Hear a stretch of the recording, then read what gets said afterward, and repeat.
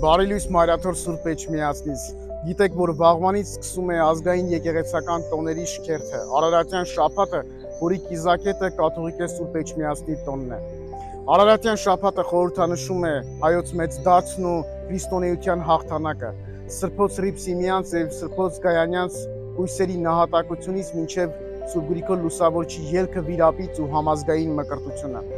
Այս շաբաթը հրաշալի հրավեր է ամենքիս խորհելու, քրիստոնեական մեր ինքնությունն ամրապնդելու, սրտան ծաղոթելու Հայաստանի Հանրապետության եւ հայոց եկեղեցու անսասանության համար, հայցելով Սուրբ Կույսերի եւ մեր հավատքի հոր բարեխոսությունը Տիրոջ մոտ։